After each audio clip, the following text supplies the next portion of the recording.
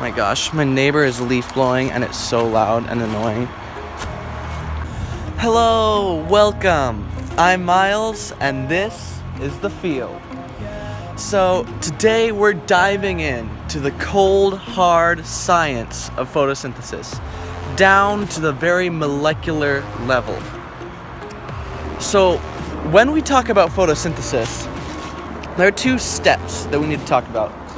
The first step is the light-dependent reactions, and following that is the light-independent reactions.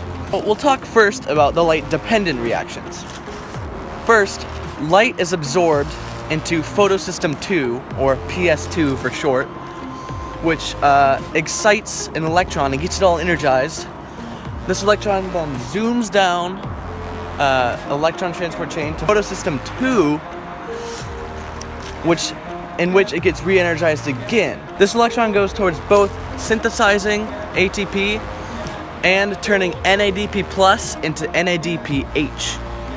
So this may seem a little bit confusing, because if photosynthesis can just make ATP in its first step, why does it need the rest of photosynthesis?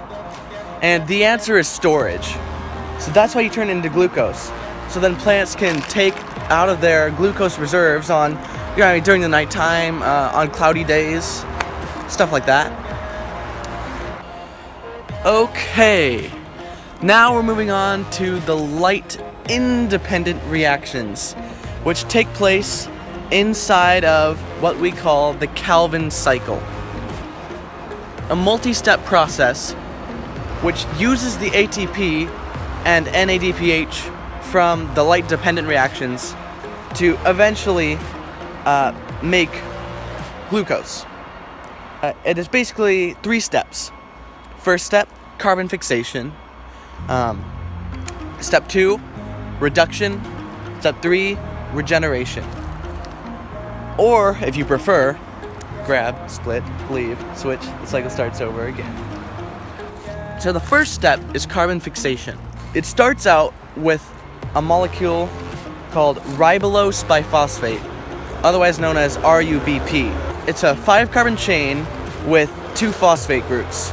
So this RUBP starts out by taking some carbon dioxide from the atmosphere, making a 6-carbon molecule. But this 6-carbon molecule is very highly unstable, so it pretty much instantaneously decays into 2 3-carbon molecules called 3-phosphoglyceric acid, or 3-PGA. So we have 2 3-PGA molecules. And for one whole cycle of the Calvin cycle, we're going to need 3 of those RUBP molecules. So imagine that 2 more RUBP molecules just did the exact same thing. So now we have 6 molecules of 3-PGA. Okay. So, next up is reduction. I got stung by a sting nail. Sucks. In reduction, what happens is ATP and NADPH work together to turn 3-PGA into glyceraldehyde 3-phosphate, otherwise known as G3P, which is the ultimate product of the Calvin cycle. This G3P can be converted into glucose, it can be converted into starch for really long-term storage, and it can even be converted into cellulose, which is used for plant cell walls. It's pretty cool stuff. The final step in the Calvin cycle is regeneration. Regeneration is the step where the cycle kind of comes back upon itself. So at this point we have 6 molecules of G3P. 1 molecule of G3P gets kicked out and goes to make glucose, and the rest stay in and they go right back to the beginning to start the cycle over again. So the 5 remaining G3P molecules are turned back into 3 RUBP molecules, and the cycle starts over again. And that's the Calvin cycle. Boom. That's it. You're done. Calvin cycle. Yeah.